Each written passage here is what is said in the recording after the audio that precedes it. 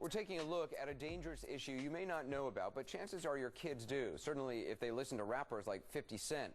The message is stop snitching. If you see a crime, say nothing. Don't talk to police no matter what. For rap stars desperate to make money and maintain what's so-called street cred and the record companies that support them, the stop snitching message helps sell records. My next guest says enough is enough. He believes the people who profit telling others to stop snitching have blood on their hands.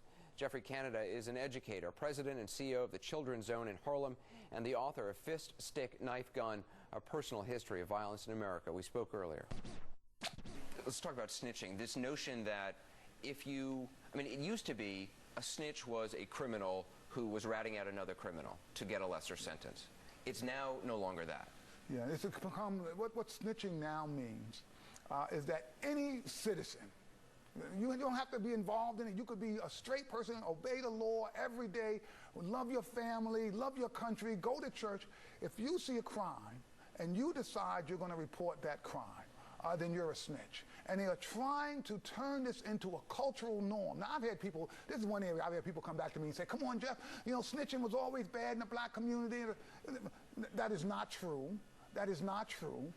There was a certain level of order that always existed in the black community, and people were always prepared to go and work with the police to keep our communities organized. What you allow to have happen, when you eliminate any connection between the community and the police force, you allow criminals to literally get away with murder.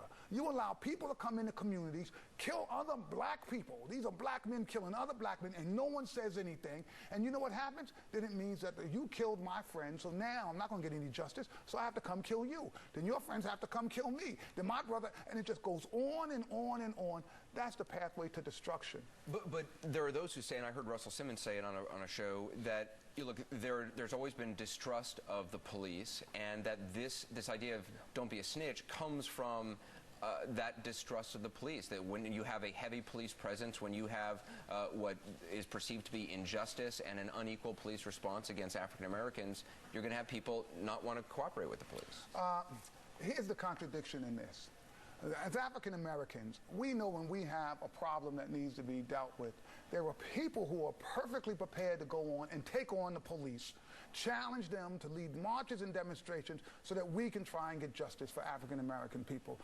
This issue of snitching has come straight from the penitentiary.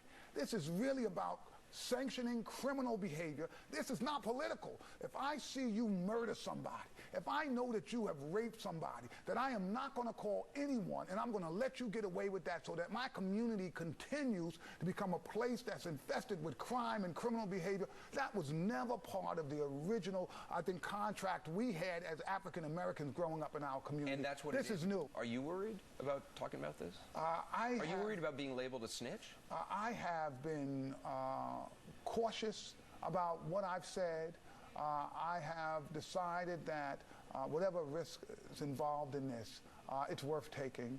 I'm not going to be silly about it. A lot of people have been very worried about the fact that I've been vocal and have said something about this. My family, my son, my people that I work with. So am I worried? Yeah, I'm worried. Am I worried to the point that I think you can be silent? No, I'm not that worried. So how do you change it? Part of the challenge is all of us in positions of leadership have to say there's a line. This is part of what the problem is, Anderson.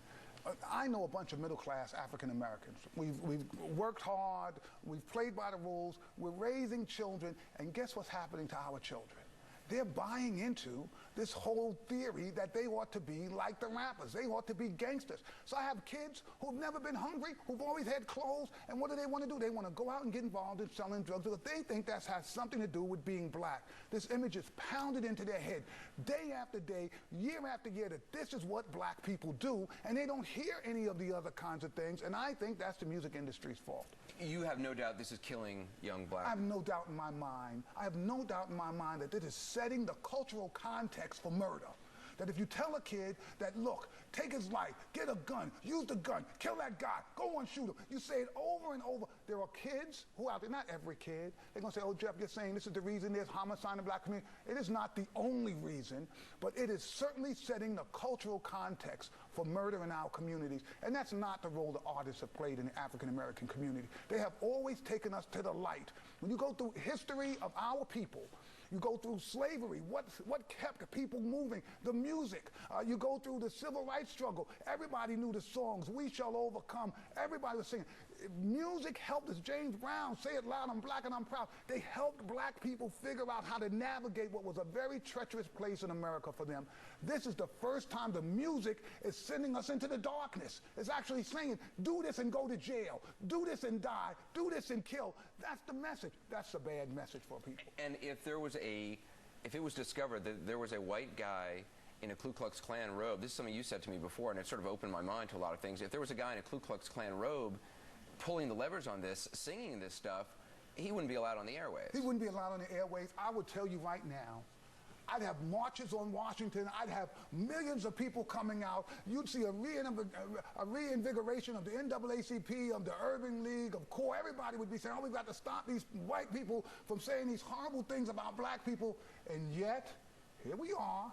These are black people saying exactly the same things without the robes, and people somehow give them a pass. People who defend this kind of particular music, sort of the gangster music, the gangster rap, Russell Simmons will say, look, these guys are poets, these are artists, and what they are singing and they are talking about what they have seen on the streets, and they are reflecting the kind of misogynistic and violent society that we live in. Young people will tell you, if you're not prepared to write the most violent, the most misogynistic, the most horrible kinds of rhymes and scenarios, you're not going to get airplay.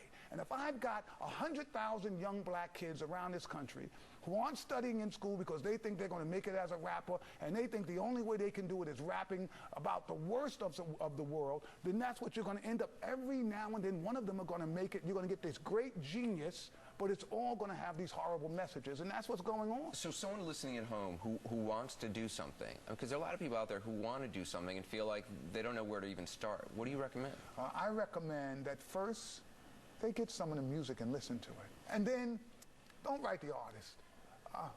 Don't write the label that you see, because the label are not the owners. See who owns that label. All of these labels are owned by big corporations. When you begin to write the chair of those boards, then suddenly you're going to see that a lot more people are going to be interested in cleaning up this business. He's a remarkable advocate for children. We'll have more in my interview with Jeffrey Canada coming up next. Also tonight, the other reasons people don't talk to police: historic distrust of police and fear of retribution. Ahead, they witnessed brutal crimes, each talked with police and paid with their lives. The deadly consequences of doing what's right. When 360 continues.